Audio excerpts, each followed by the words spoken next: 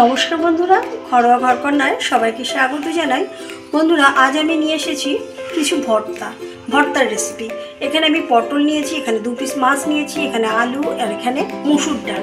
তো আমি সবার প্রথমে মাছগুলোকে আমি নুন হলুদ দিয়ে আর একটু পাতিলেবু দিয়ে রস দিয়ে আমি সেদ্ধ করে নেব। আর পটলগুলোকে আমি ভর্তা করব, যে আগে আমি পটল এমনি ভর্তা করেছি, আজ আমি করব পটল পুড়িয়ে ভর্তা। আর আলুটাকে আমি সেদ্ধ করে ভর্তা করব, আর মুসুর ডালটাকেও সেদ্ধ করে ভর্তা করব। তা এই ভর্তাগুলো করতে আমার কী কী লাগবে: শুকনো লঙ্কা, নুন, হলুদ, এখানে বেশ কিছুটা পরিমাণে পেঁয়াজ নিয়েছি, এখানে রসুন, এখানে কাঁচা লঙ্কা, আর এখানে সরু করে আদা কেটে নিয়েছি। আর মাছের জন্য, বিশেষ করে মাছে একটু আষ্টে গন্ধ বেরোবে, সেই কারণে আমি মাছের জন্য একটা লেবু নিয়েছি, পাতি লেবু। তাই এখন আমি সবার প্রথমে মাছগুলোকে সেদ্ধ করবো এবং পটলগুলিকে এই শিকের দ্বারা আমি পুড়িয়ে নেব। বন্ধুরা, আমি জল বসিয়ে দিয়েছি, জলের মধ্যে হলুদ দিয়ে দিলাম একটু, আর নুন দিয়ে দিলাম, আর এই মাছের টুকরোগুলো আমি দিয়ে দিলাম, দুটো টুকরোই দিয়ে দিলাম। ফুটতে থাকবে। আর এই যে আমি একটু লেবুর রস দিয়ে দিলাম, মাছের মধ্যে যে একটা আষ্টে গন্ধ আছে সেটা চলে যাবে। এটা এবার সেদ্ধ হতে থাকবে। আর এপাশের গ্যাসে আমি এখন পটলগুলো পোড়া দিতে দেবো। এপাশ ওপাশ করে এই শিখের মধ্যে ঢুকিয়ে এবার পটলগুলোকে আদ্য করে আস্তে আস্তে পোড়াবো। বন্ধুরা, আমি জল দিয়ে দিয়েছি, জলটা গরম হয়ে গেছে। এখন ডালটা আমি সেদ্ধ করে নেবো। ডালটাকে দিয়ে দিলাম, একটু লবণ দিয়ে দেবো সেদ্ধ হওয়ার জন্য। বন্ধুরা, আমি মাছটা সেদ্ধ করে নিয়েছি, এখন আমি হালকা ঠান্ডা হয়ে গেছে, এখন আমি কাঁটাটা বেছে নেব। আর এদিকে আমার পটলটাও সেদ্ধ হয়ে গেছে, কোরানো হয়ে গেছে। এটা ঠান্ডা হয়ে গেলে এটাও খোসা ছাড়িয়ে আমি করে নেব। বন্ধুরা, সবার প্রথমে আমি লঙ্কাটা দিয়ে দেবো। লঙ্কাটা মচমচের জন্য আমি একটু নুন দিয়ে দেবো। এবার আমি সর্বপ্রথম ডাল চোখাটা করবো। কিছু পরিমাণ পেঁয়াজ দিয়ে দিলাম, আর একটু রসুন দিয়ে দিলাম, কিছুটা কাঁচা লঙ্কা দিয়ে দিলাম, আদা কুচি দিয়ে দিলাম, নুন দিয়ে দিলাম পরিমাণ মতো, আর পরিমাণ মতো হলুদ দিয়ে দিলাম। এবার এটা একটু ভাজা ভাজা হবে, তারপরে আমি ডালটা দেবো। এবার পেঁয়াজ রসুন সমস্ত কিছু আমি খুন্তির দ্বারাই আমি সব কিছু করে নিই, হাতে মাখি না। লঙ্কাগুলোকে ভেঙে দিই এবং লঙ্কাগুলোকে গাড়িয়ে দিই। এবার আমি ডালটাকে দিয়ে দিলাম, তাহলে ডাল ভর্তাটা আমার রেডি হয়ে যাবে। একটু জলটা টেনে দিলে আমি নামিয়ে দেবো। বন্ধুরা, এবার আমি করবো মাছের ভর্তা। পেঁয়াজ দিয়ে দিলাম,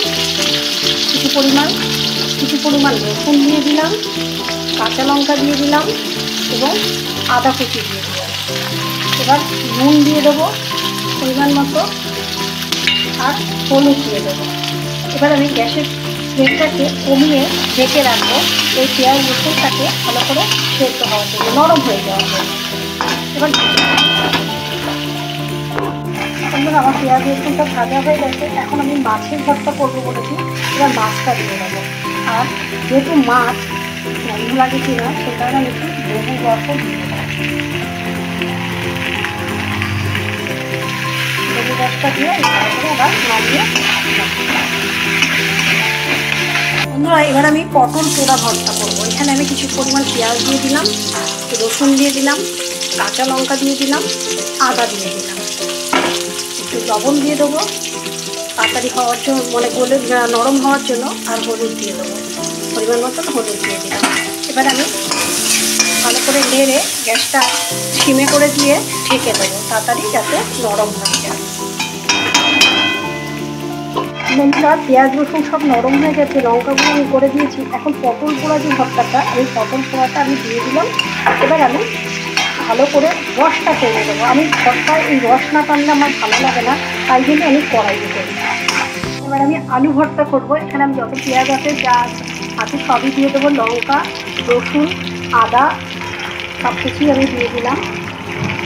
এবার নুনটা দিয়ে দেবো পরিমাণ মতো, আর হলুদ দেবো। বন্ধুরা, আমার এই আলু ভর্তাটা অনেকটা আমি খাইয়েছি, সবাই খুবই প্রশংসা করেছে। এই আলু ভর্তাটা আমি একটু স্পেশালিভাবেই আমি করি। হ্যাঁ, এখন আমি এই যে পেঁয়াজ রসুন এগুলোকে গরম করার জন্য আমি একটু ঢেকে দেবো। বন্ধুরা, এবার আমি আলুটা দিয়ে দেবো। আর আমি একটা মশলা বানিয়ে রাখি, সেই মশলাটা আমি দিয়ে দেবো। এই আলু ভর্তার এটাই হচ্ছে স্পেশালিটি আমার কাছে। আর এটা খেতে কিন্তু সত্যি ভীষণই ভালো লাগে। বন্ধুরা, আমার সব রকম ভর্তা হয়ে গেছে। এটা হচ্ছে মাছ ভর্তা, এটা পটল পোড়া ভর্তা, এটা ডাল ভর্তা, এটা হচ্ছে আমি কাল করেছিলাম কচু বাটা, কাঁচা কচু বাটা করেছিলাম, আর এখানে সেটা রয়েছে সেই জন্য রেখে দিলাম।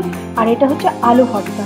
বন্ধুরা আমার ভর্তা খেতে কিন্তু আমার এরকমভাবেই ভালো লাগে, একটু আস্তে আস্তে থাকে, আমি এরকমভাবেই করি। আমার এই রেসিপি যদি আপনাদের ভালো লেগে থাকে অবশ্যই বন্ধুরা আমার পাশে থাকবেন সবসময়।